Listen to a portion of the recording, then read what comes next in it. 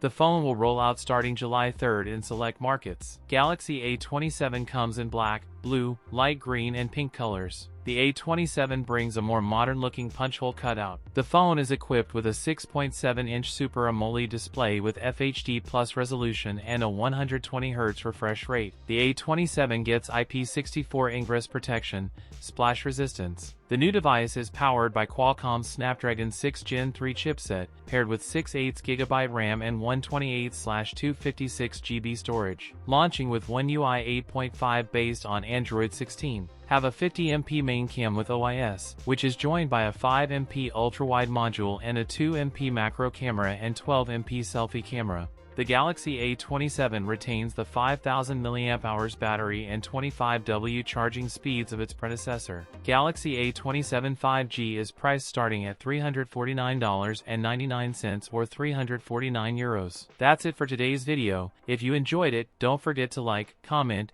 and subscribe for more content. Thanks for watching, and I'll see you in the next one.